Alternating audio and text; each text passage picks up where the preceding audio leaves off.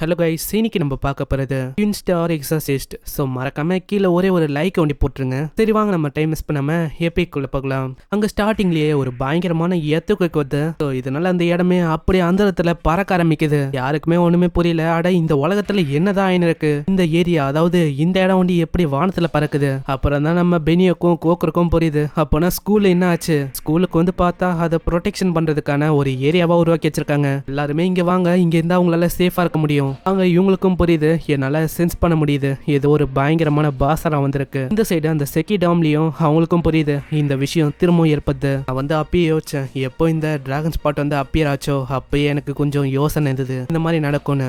மத்தவங்களும் வந்து சொல்றாங்க இந்த மாதிரி வெளியில ஒரு மிகப்பெரிய பிரச்சனை போயின்னு இருக்கு. அங்க டிவில நியூஸ் போயின்னு இருக்குமா, இதை பார்த்து அவங்க இன்னமும் ஷாக் ஆகுறாங்க. எப்படி இந்த உலகத்துல ஒரு நிலம் வந்து எப்படி பறக்கும், நம்ம இப்ப பாக்குறோம்ல இதே விஷயம் பல வருஷத்துக்கு முன்னாடி ஏற்பட்டிருக்கு. இதே மாதிரி 7 வில்லேஜ் வந்து ஒரே டைம்ல பறந்துருக்கு. ஆனா எப்படியோ 12 கார்டியன்ஸ் வந்து அதை மேனேஜ் பண்ணிட்டாங்க. ஆனா அவங்களோட ஸ்பெல் எல்லாமே இதனால ட்ரெயின் ஆயிடுச்சு. இந்த ரிச்சுவலை பர்ஃபார்ம் பண்ணனாலேயே எல்லாருமே வந்து போனாங்க. இந்த சைடு அவங்க 2 பேரும் வந்து பார்த்தா அங்க குரநஷி வந்து நிக்குது. இது ஒரு டிராகன் ஸ்பாட் தானே, அதுக்குள்ள இருந்து ஒரு பாசரா வருது. இந்த மாஸ்கையும் அவுக்குதா, அதோட முகம் அப்படியே நார்மலா தான் இருக்கு. நான் இதுக்காக தான் வெயிட் பண்ணேன். ஏன்னா பல வருஷமாவே எல்லாருமே குரநஷி குரநஷி அப்படின்னு தானே தெரியும். அப்புறம் தான் இவங்களுக்கே புரியுது இந்த மாதிரி குரநஷி இவன் தானா. ஏன்னா இது வரைக்கும் பார்த்த எபிசோட்ல எல்லாருமே அந்த குரநஷியை பத்தி தான் பேசியிருப்பாங்க. ஏன்னா இவனால தான் நம்ம சாயும் இறந்து போனா. சாய நீ தானே இது பண்ண, ஞாபகம் அது அந்த பிராங்க் அது தானே. அது இதெல்லாம் உனக்கு விளையாட்டுத்தனமா இருக்கா, உனக்கு இன்னமும் தெரியலன்னு நினைக்கிறேன். இப்படி ஒன்னு சொல்ல இருக்க. அங்க பார்த்தா ஏதோ ஒரு விஷயமும் வந்து அப்படியே பூ மாதிரி போக்குது. அங்க இருக்கிற மக்களையும் பிடிச்சி எல்லா ஸ்பெல் பவரையும் அப்சர்வ் பண்ணி மக்களையே காலி பண்ணுது. இப்பதான் உங்களுக்கு இதோட சீரியஸ்னஸே புரியுது. யார் எல்லாமே இதோட டென்டக்கிள் கிட்ட மாற்றாங்களோ உங்களோட பவர் எல்லாத்தையுமே இதை அப்சர்வ் பண்ணி ஒண்ணுமே இல்லாம ஆக்கிடுமா. உங்ககிட்ட 2 அவர் தான் இருக்கு. ஸோ அதுக்குள்ள எல்லாரையுமே காப்பாற்றணும். அதுக்கும் மேல அங்க கெக்காகோரிஸும் இருக்கும். அதை நீங்க தாக்கினாலும் ஒண்ணுமே ஆகாது. முக்கியமா நீங்க தாக்கினா கீழே இருக்கிற ஒரு பல்ப் இருக்கும், அதை வந்து நீங்க தாக்குற மாதிரி இருக்கும். இந்த கேமை நீங்க என்டர்டைன்மெண்ட் பண்ணுவீங்கன்னு நினைக்கிறேன். இதெல்லாம் இன்னும் உனக்கு விளையாட்டுத்தனமா இருக்கா. கோக்குருவும் அவனோட பவர் யூஸ் பண்ணி பயங்கரமா தாக்குறான். இருந்தாலும் ஒண்ணுமே ஆகல ஆளுக்கு. இங்க வந்து நீ டைம் மிஸ் பண்றதுக்கு கீழே போய் அதை தடுக்கலாம். உன்கிட்ட வெறும் 2 அவர் தான் இருக்கு. இதுக்கப்புறம் அவங்க ஒரு பிளானையும் போடுறாங்க. அந்த பிளான் படி ஒரு 2 கேங்கா பிரிறாங்க. 6 பேர் மேல சண்டை போட்டு மக்களை காப்பாற்ற போறாங்க. அதே மாதிரி அந்த ஃபெமிலியர் அது வந்து காரா பயன்பட போதான். நிறைய பேரை தூக்கின்னு போகிற மாதிரி இருக்கும். ஸோ அதுக்குள்ள போட்டு சீக்கிரமாவே போக முடியும். அதே மாதிரி மொத்தம் வந்து காப்பாற்ற போறாங்க. இதுக்கப்புறம் நிறைய மக்கள் வந்து பயந்து ஓடுறாங்க. அங்க நிறைய மக்களை எக்ஸாசிஸ்ட் வந்து காப்பாத்துறாங்க. ரொம்ப நன்றி என்ன காப்பாத்தினதுக்கு. என்ன நிக்கிற இங்க நிக்கிறது ரொம்ப டேஞ்சர், சீக்கிரமா நம்ம வேற ஒரு இடத்துக்கு போகலாம். அங்க நிறைய பேர் இன்னமும் நிறைய இடத்துல மாட்டின்னு இருக்காங்க. இந்த சைடு அங்க ட்வின் ஸ்டார் அவங்க 2 பேருமே தாக்குறாங்க. இருந்தாலும் நிறையவே டென்டக்கல்ஸ் வந்து வந்துகினே இருக்கு. இதுங்க வந்து பீப்புள்ஸோட அந்த ஸ்பெல் எனர்ஜியை வந்து ட்ரெயின் பண்ணுது. ஸோ அதனால நம்ம கொஞ்சம் ஜாக்கிரதையா இருக்கணும். ஸோ ரெசரன்ஸை பயன்படுத்தி பார்க்கலாம். அவங்க 2 பேரோட அட்டாக்ஸை கம்பைன் பண்ணி கிரிம்சன் ஸ்மாஷிங் யூஸ் பண்றாங்க. இந்த டென்டக்கல்ஸ் என்னதான் அழிஞ்சு போனாலும் உள்ள இருக்கிற அந்த விஷயம் டக்குன்னு ரீஜெனரேட் ஆகுது. நம்ம கீழே இருக்கிற அந்த வேறு அதாவது அந்த பல்பை வந்து அழிக்கணும்னு நினைக்கிறேன். ஐராவும் ஷேகனும் அங்க போயிருக்காங்க. அவங்களால தான் அழிக்க முடியாது. கீழே பார்த்தா அவங்க சம வேகமா அதை நோக்கி தான் போயின்னு இருக்காங்க. நம்ம வந்து வந்தாச்சுன்னு நினைக்கிறேன். இதுதான் அந்த பல்போ.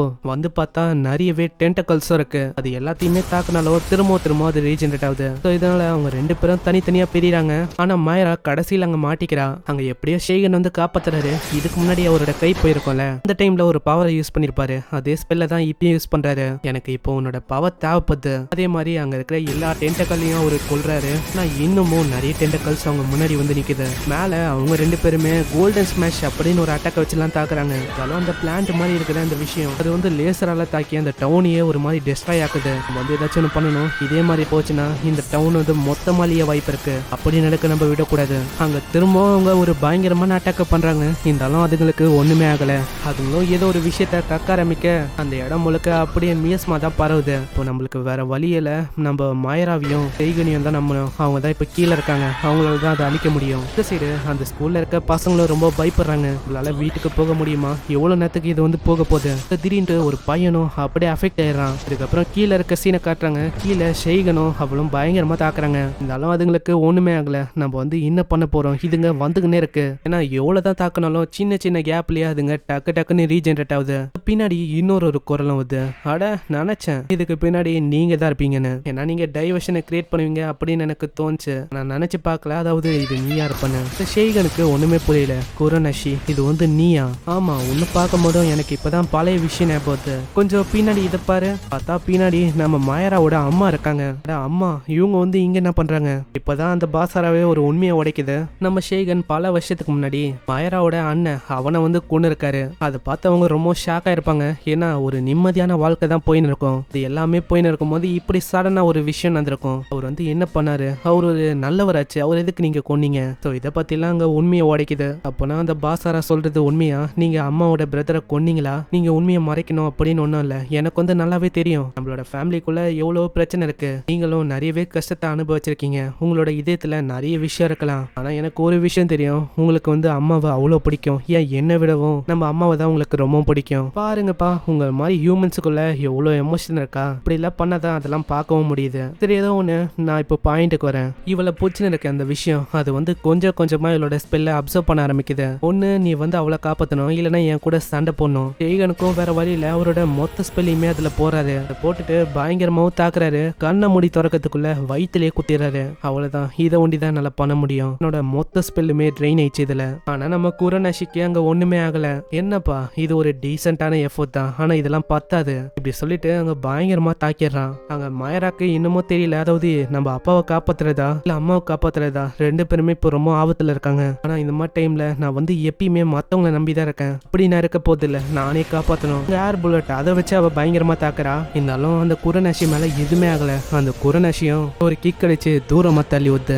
எதிர்பார்க்கல, அதாவது உனக்கு இன்னமும் பலம் இருக்கும்னு, உன்னால எழுந்து நிக்க முடியுதா? இப்ப அப்படியே சீன் பாஸ்ட்டுக்கு போது அங்க என்ன ஆயிருக்கும் அப்படின்னு காட்டுறாங்க. இவங்க அப்பா வந்து அவங்க அம்மாவோட பிரதரை கொண்டு இருப்பாங்களே, சோ இதனால ஒரு ஜெயில் மாதிரி இருக்கிற இடத்துல அவங்கள போட்டு வச்சிருப்பாங்க. அங்க இப்பதான் மாயராவோட அப்பாவே சொல்ல ஆரம்பிக்கிறாரு, உங்களோட பிரதர் அவன் வந்து ஒரு எக்ஸாசிஸ்ட் தான், அவன் மேல மியஸ்மா அதிகமா போனனால அவரோட கண்ட்ரோலை இழந்து அவர் வந்து ஒரு மாதிரி வித்தியாசமான பர்சனா மாறிட்டாரு. இப்போ அவர் அழிக்கிறதை தாண்டி என்கிட்ட வேற வழி இல்லை, ஸோ அதனால தான் நான் கொன்னேன். ஆனா நீங்க அவரை கொல்லாம விட்டுருந்தா அவர் மற்றவங்களையும் கொண்டு இருப்பாருல்ல. நீ சொல்லும் போதே புரியுது, அப்போ நீ ரிவெஞ்ச் எடுக்கணும் அப்படின்னு பாக்குறியா?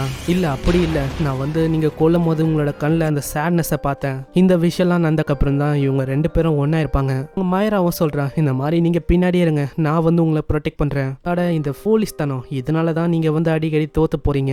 ஏன்னா ஹியூமன்ஸ்னாலே ஒரு மாதிரி முட்டாள் தான். இந்த எமோஷனு இதெல்லாம் வச்சு ஒரு மாதிரி ரொம்ப வீக் ஆகி டிஃபென்ஸ் பண்றேன் அப்படின்னு எந்த போயிடுவாங்க. அங்க இவங்களுக்கும் ஒண்ணுமே புரியல என்ன பண்ணுன்னு. அங்க அந்த டைகர் டெய்ல்ஸ் மேன் அது வந்து ஒரு மாதிரி ஜொலிக்குமா. ஷேகனுக்கு வந்து புரியுது, ஸ்டூபிட் டைகர். இப்ப எனக்கும் வேற வழி இல்ல, மாயராக்கு உன்னோட பவரை கொடு. இதுதான் கடைசி முறையா நான் கேட்கறேன், இதுக்கு மேலே நான் கேட்க மாட்டேன். ஸோ மாயரா கிட்ட அந்த டெய்ல்ஸ் மேன் போது அது வந்து ஒரு டோல் கார்டியன்ல ஸ்பெஷலா கிடைச்ச ஒரு விஷயம். அதை யூஸ் பண்ணும் போது அவ வேற ஒரு டைமென்ஷனுக்கே போறா. அங்க முன்னாடியே அந்த பயாக்கு அதுவும் இருக்கு. நீ வந்து சொல்லு, உனக்கு எந்த மாதிரி பவர் வேணும்? இப்ப பழைய விஷயத்தெல்லாம் யோசிக்கிறா, அதாவது எல்லாருமே ப்ரொடெக்ட் பண்ற மாதிரி ஒரு பவர் வேணும் அப்படின்னு அவ கேட்கிறா. ஸோ அதே மாதிரி அவளோட ஆசையை நிறைவேது. அவளோட கிளாஸ் அதெல்லாம் ரொம்ப பெருசா இருக்கு. அதை வச்சு அவ வர அட்டாக்ஸ் எல்லாத்தையுமே அப்படி கிழிச்சு போறா. இந்த கிளாஸ் இதை வந்து சாதாரணமா அட்டாக் பண்ணி எல்லாத்தையுமே கொல்றதுக்கு இல்ல, எல்லாருமே ப்ரொடெக்ட் பண்றதுக்கும் எல்லாருமே காப்பாத்துறதுக்கும் தான் இது. அதாவது ஒரு டைகர் எப்படி அதுங்களோட குழந்தைய காப்பாத்தமோ அதே மாதிரி தான். அதே மாதிரி அவ தாக்கி தூரமாவும் தள்ளி விடுறா. இதே ஒரு வாய்ப்பா வச்சு உங்க அம்மாவையும் ஃப்ரீ ஆக்குறா. பாத்தீங்களா, இந்த மாதிரி நான் காப்பாத்திட்டேன். அதே மாதிரி உங்களோட கிளாஸை விடவும் என்னோட கிளாஸ் ரொம்ப பெருசா இருக்கு அப்படின்னு நீ ஒரு மாதிரி இருக்கக்கூடாது, ஏன்னா அதுவும் ஒரு பெரிய பிரச்சனையா இருக்கும். அதுக்குள்ளேயே குரநஷி சொல்லுது, பரவாயில்ல இப்போ வந்து நீங்க இதை ஹேண்டில் பண்ணிட்டீங்க, இது எல்லாமே ஒரு டைவர்ஷன் தான், இன்னமும் நிறைய விஷயம் இருக்கு அப்படின்னு சொல்லி அது மறைஞ்சு போயிடுது. சைடு அந்த டோல் கார்டியன்ல இருக்க அந்த டாக்டர் கேங்க அவங்க வந்து அந்த பாசாராவை பிளான் போட்டு பயங்கரமா கொள்றாங்க. அதே மாதிரி நம்ம கோகுரு பெனியும் அவங்க ரெண்டு பேரும் ரெசனன்ஸ் யூஸ் பண்ணி தாக்குறாங்க. அது எல்லாமே ரீஜெனரேட்டே ஆகல. இதுலயே உங்களுக்கு புரிஞ்சு போயிட்டு கீழே போன மாயராவோட டீம் அவங்க வந்து அழிச்சிட்டாங்கன்னு நினைக்கிறேன். அவ்வளவுதான், எல்லாமே சால்வ் ஆகுது. இப்போ நம்மளோட வேலை இதை மொத்தமா அழிக்கிறது. இப்படி சொல்றதோட இங்கேயே இந்த எபிசோட முடியுது. ஸோ 38, 39 நம்ம பார்த்தாச்சு. இன்னமும் 11 எபிசோட் தான். மறக்காம சப்ஸ்கிரைப் பண்ணிக்கோங்க. நான் உங்களை நெக்ஸ்ட் எபிசோட்ல சந்திக்கிறேன். தேங்க்யூ ஃபார் வாட்சிங். sayonara.